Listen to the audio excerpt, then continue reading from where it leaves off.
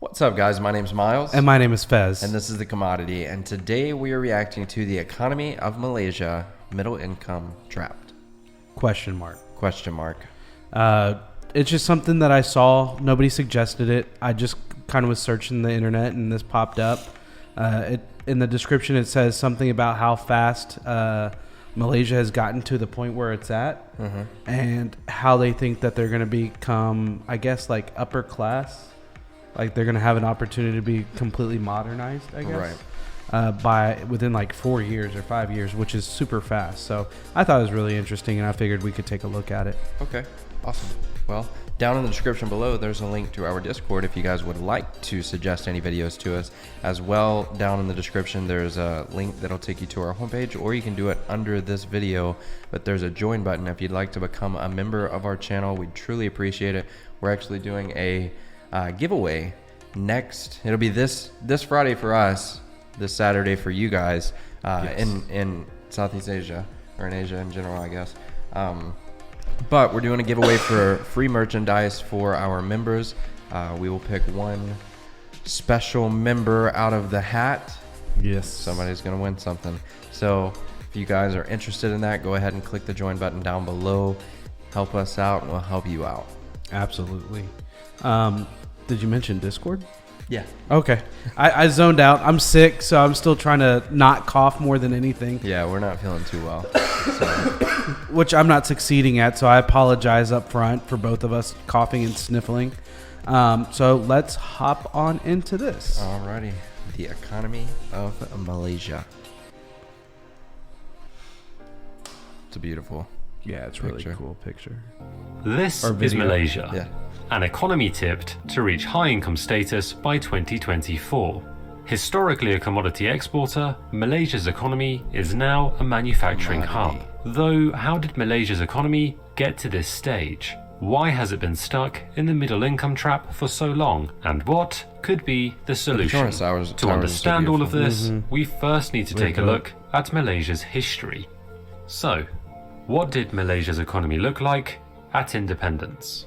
Following independence from the British in 1957, Malaysia inherited an economy focused on producing commodities for export, particularly rubber and tin. The nation's infrastructure, everything from ports to roads and railways, was all geared towards an economic model which exported raw materials and imported manufactured goods, with over 90% of exports in 1960 being either agricultural or mining commodities. Now, just like any economy, Malaysia's geography has and does play an important role. The nation is essentially split between the Malay Peninsula and Malaysia's provinces on the island of Borneo, though the vast majority of people, about 80%, work and live on the Western Peninsula, making... And that's the smaller side, right? Yeah. That's the peninsula. Yeah, Malaysia. East Malaysia is like twice the size. Yeah, but lower populated. Making it the hub of Malaysia's economy, but also highlighting some of the geographical challenges the nation faces. This skew in its population was somewhat encouraged by the colonial administration, but the concentration of people and exports wasn't the only legacy. Over the decades, a significant number of migrants, particularly from China and India, had made their way to Malaysia, explaining why they make up over a quarter of the population today. Historically, certain segments of these groups had certain economic advantages. And this is important, as following independence, the country's economic policies have tried to ensure development is more evenly distributed, as racial tensions had been a factor in the expulsion of Singapore from Malaysia. To address this, the nation launched the new economic policy, which aimed to reduce social tensions by reducing economic disparities, through offering more economic opportunities and support to the Malay population. What I want to know is, how did Singapore get so far ahead? Singapore is basically one of the most advanced countries in the world. Yeah. Like, I think they're more advanced than the U.S. They're there with Japan and South Korea. I just want to know how they got so far ahead. Yeah, so quickly. Yeah, because weren't they Malaysian at one point? I believe so. And then they completely just like... I mean, did they separate and then go crazy? Quite a bit of money invested, obviously. Yeah, and it's a very low populated country, for whatever you want to call it. Country, city, state. Yeah. It's just crazy how it blew up so fast too. Yeah, I completely agree. A factor which has set the tone throughout Malaysia's development path. But how did Malaysia develop from low to middle income status? It's important to highlight that as you're watching this today, Malaysia has already made good economic progress, growing its gross national income per capita more than 3 times over the last 20 years. Sure, this isn't Singapore-style growth, yet a lot of work has already been done to become... See, and that's the thing, like, it's not Singapore growth, but how did they do it? Yeah, I have no idea. We'd have to look into that a little bit further. One of the very first things Malaysia did after independence was shift away from commodities to higher value manufacturing. And this makes sense, as agricultural-based industries are typically less productive, attracting lower wages and offering limited improvements to skill sets. This was partly achieved through export-orientated policies, as well as the gradual removal of barriers to imports. For example, between 1970 and 1987, taxes on industrial chemicals were reduced from 160% to 16%, and tobacco from 125% to 26%. The other key part of this change was how involved the government became in industrialization. Malaysia saw how other Asian nations, first Japan and then South Korea, had managed to develop their economies based on a state-led development model, becoming convinced that their path to riches laid in adopting similar strategies. So the government turned its economic focus towards state-owned industries. An excellent example of this was the Heavy Industries Corporation of Malaysia, or HICOM, which set up heavy industries like steel and automobile manufacturing on the basis of government protection. This company sprawled into a huge conglomerate, employing tens of thousands of people. It's weird that they allowed government intervention in a company like that. Yeah. I mean, we technically did it too, but it was to prevent it from going under in the 2008 recession. But I wonder how sustainable that is if it's purely government interaction. Does that make sense? Yeah, completely. Like, that's one thing that has made this country so awesome, the United States, that when I talk about it, is it's not so much government driven. I mean, there is government funding to a lot of businesses. But it's run by the people. But it's ran by owners and individuals, or by the stock market. But at the same time, there's always competition. Yeah. You can't legally have monopolies in the United States. However, sometimes it happens, but you go to court, just like what Facebook is going through right now. So Right. Hundreds of companies. The success of this strategy is perhaps best highlighted by the fact that Malaysia launched its very own national car brand, Proton. You see, just like other countries, the government thought there was no better way to showcase its industrial prowess than through the ultimate symbol of manufacturing, the automobile. Despite more recent failures, which are beyond the scope of this video, Proton was a success for a time. At one point, 7 out of every 10 cars sold in Malaysia were Protons, and it even went on to achieve international awards. A key reason for this success was because the government encouraged heavy industry to set up joint ventures, particularly with other Asian companies, part of the government's Look East agenda. In Proton's case, this...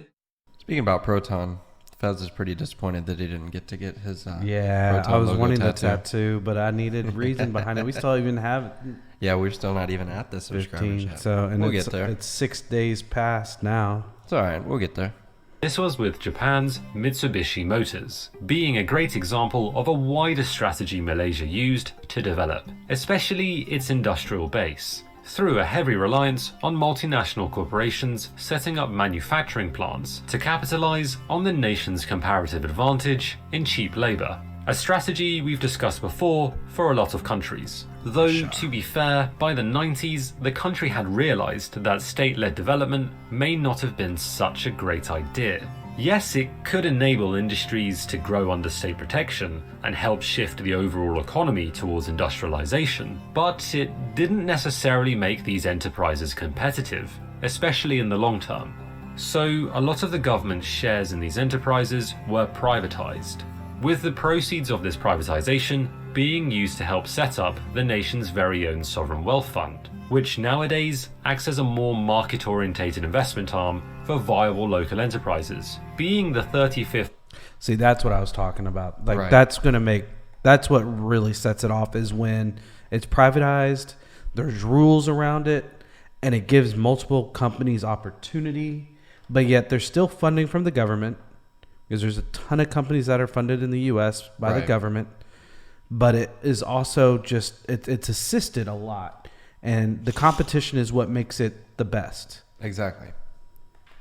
largest sovereign wealth fund in the world. However, saying all of this, by the 90s, Malaysia's economic model was still heavily dependent on inflows of foreign capital, which had seemed to serve the economy very well, averaging 9% growth between 1988 and 1996, with the country being compared to other Asian tiger economies. But this economic strategy had made the economy very vulnerable to the flows of international capital markets, leading to the creation of a bubble in its housing and stock markets. And inevitably, just like any bubble, this burst, crashing down with the Asian financial crisis in 1997. And this was a crisis which didn't even start in Malaysia, but in neighbouring Thailand, over speculation that its currency was overvalued. However, this quickly spread to Malaysia and other economies in the region.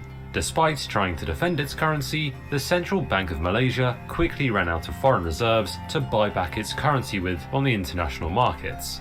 As the crisis spread, things got so bad that the currency lost half of its value, alongside more than half the value of the nation's stock exchange, swinging the economy from 10% economic growth in 1996 to over a 7% decrease by 1998. Wow. But this is where Malaysia did something unique. Why was Malaysia unique in the Asian financial crisis? Unlike other severely impacted Asian economies, such as South Korea, Indonesia, or Thailand, Malaysia did not receive an IMF bailout. This was because the country's macroeconomic conditions were substantially stronger going into the crisis. That's good. If you look at things like external debt, inflation, savings, government revenues, and even the health of its banking system. Essentially, the country was better positioned to cope without having to resort to the harsh conditions which IMF bailouts often come with. Another reason is because it simply didn't agree with the typical IMF policies of cutting spending, something it had the luxury of doing given its stronger financial position.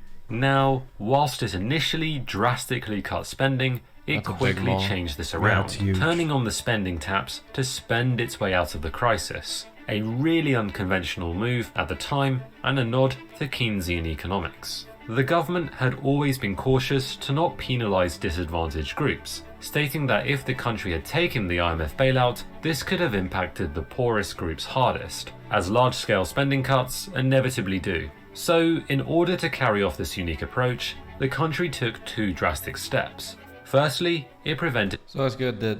So by them not taking the bailout, it was mainly looking out for their people.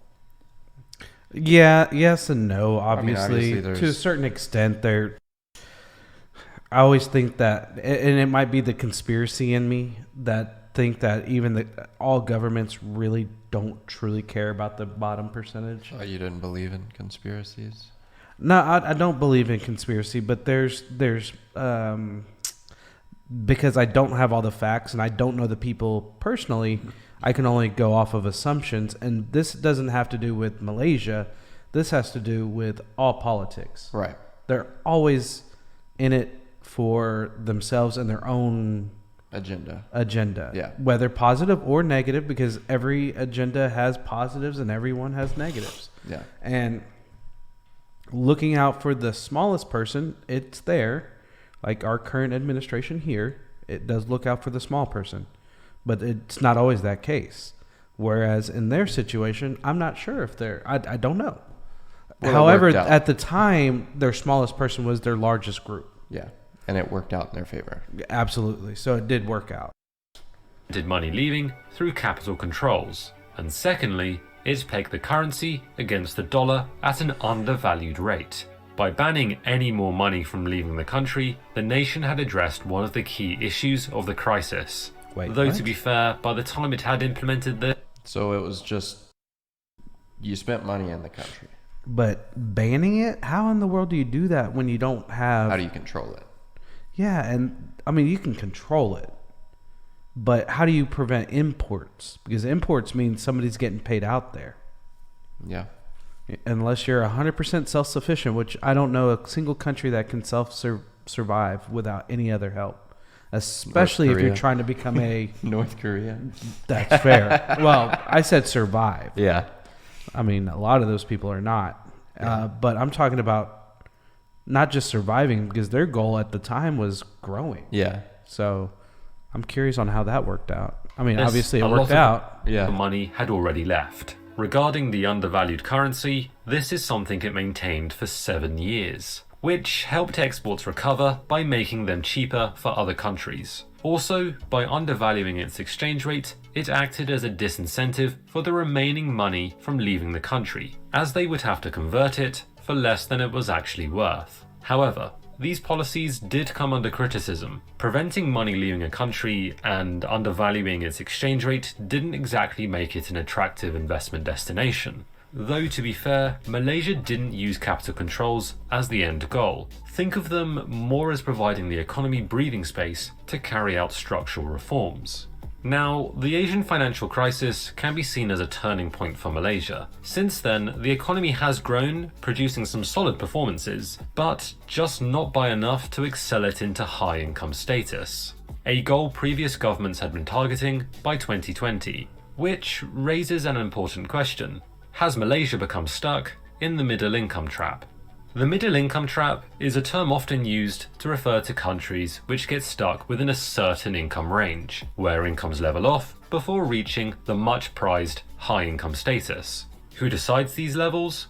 Well, whilst there are different benchmarks, the most common is the World Bank's. Every year, the World Bank adjusts its categories of what constitutes as low, lower middle, upper middle, or high income. The current thresholds are as shown. The exact amount isn't as important as the wider trend. An economy stuck in the middle income trap typically has stalled before reaching its full potential, though the middle income trap is notoriously difficult to exit. Only 9 out of 167 economies in a 2010 sample had moved to high income status in the previous 40 years. That's a very and small for percentage. context, Yeah. Malaysia first entered upper middle income status in 1979.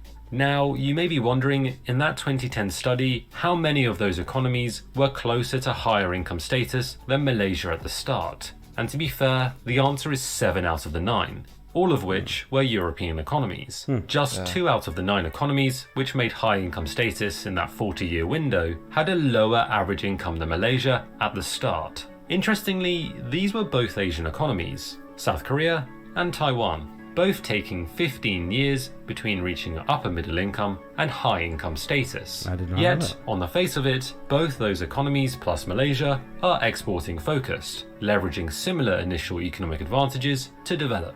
So, what is Malaysia's missing ingredient? If It's not MSG.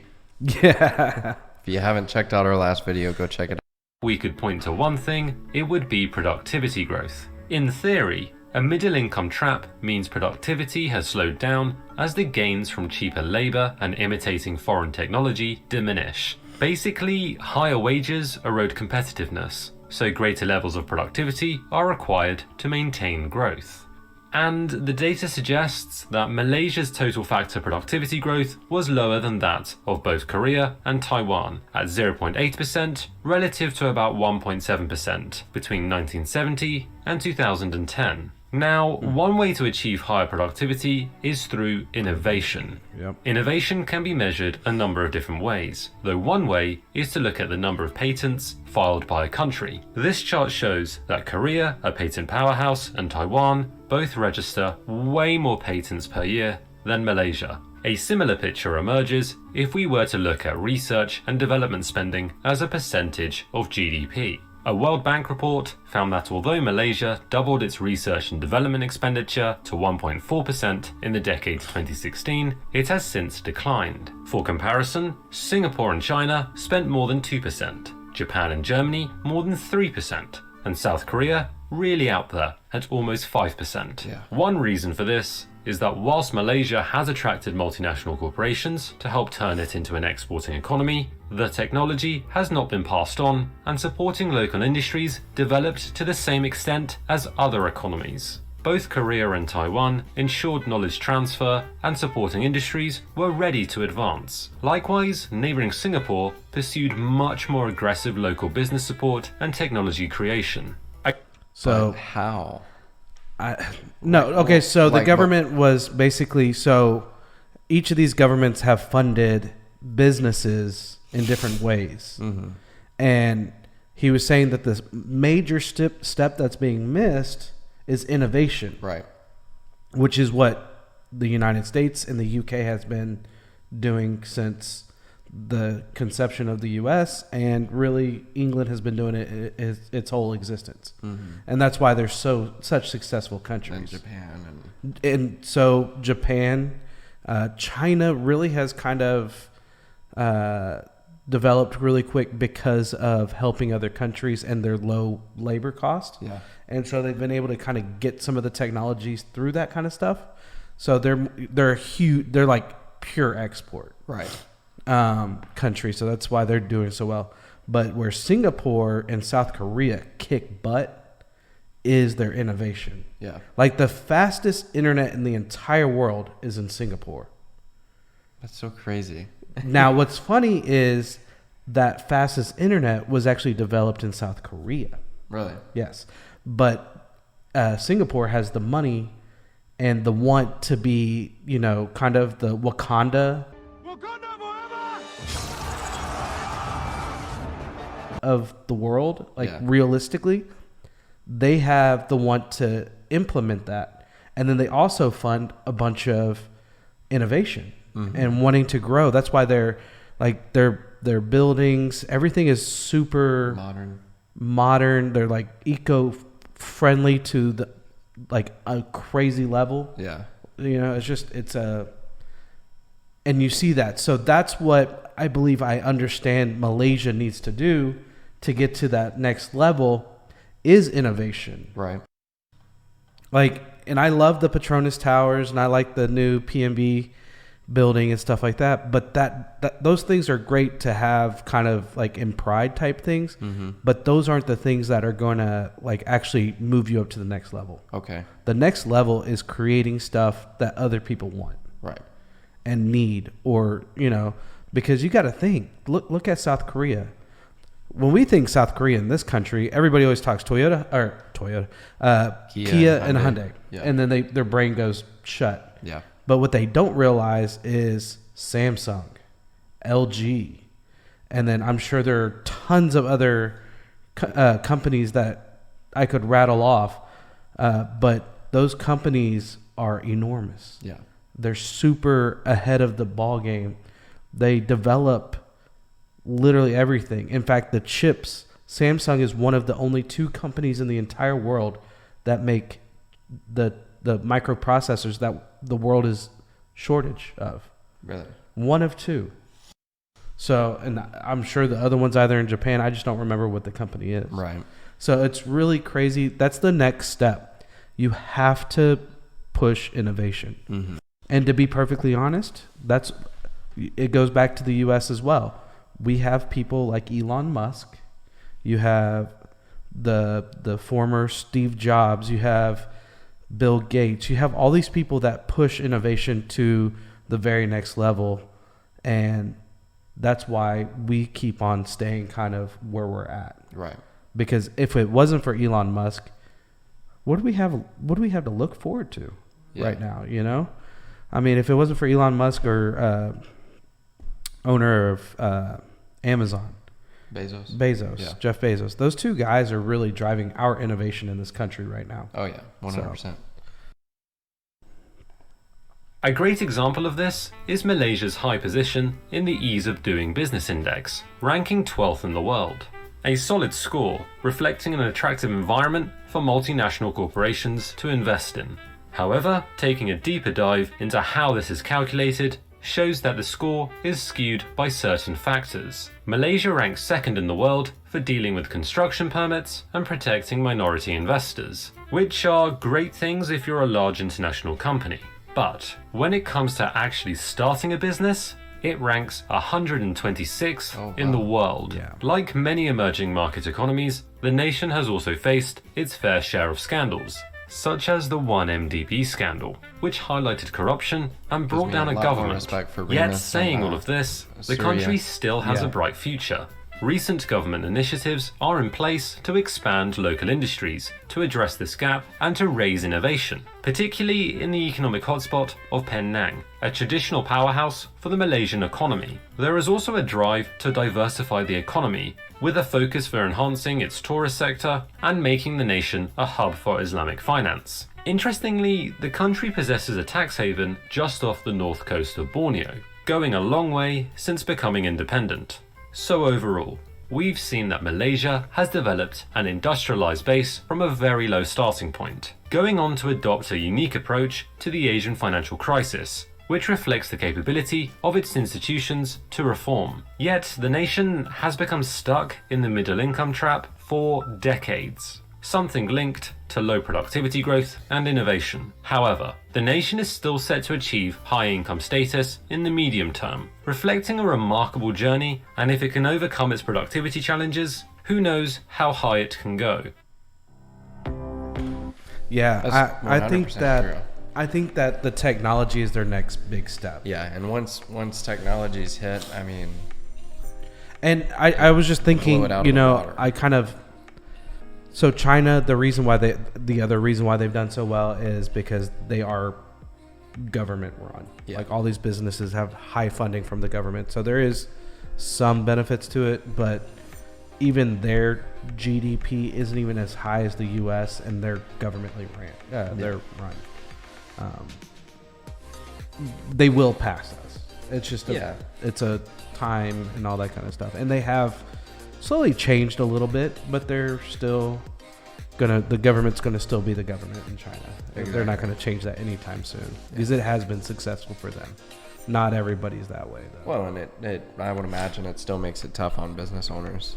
It makes it tough on people. Yeah. So I mean, honestly, no. I mean, where Malaysia's at right now, they've definitely, obviously, came a long way. In such a short period of time. Yeah. Like in my lifetime, that country seems like it's been completely evolved. Exactly. And yeah, they've been in the same spot for a few years. But again, like you said, once the productivity and innovation is found, I mean, I think a couple more car companies having another like an extra manufacturer of an auto, because that's what's changed. Even putting more money into Proton and building Proton up and getting it out there to the world beyond. Yeah, just because I know, isn't Proton also sold in the UK and stuff like that? I think so. And I mean, but they do need to try to get to our X70 and the X50 are nice vehicles. Yeah, no, they could do well here. They could get them here, and I think that would also, because again, export, that'd be huge. Yeah. We are export heavy here, but at the same time, we are also very import heavy because of our national style of country. Like we have a melting pot of cultures here, and we have too high of labor rates, so we have to go to other countries to even make things affordable. Yeah. Shoot, even I think it's been like 4 or 5 years, maybe 6 years, Motorola opened up a factory in Fort Worth, which is 30-45 minutes from where we live, because they pulled it out of China, and they were like, we're going to make jobs back in the US. In less than a year, they had to shut it down and go back to China because they couldn't afford it.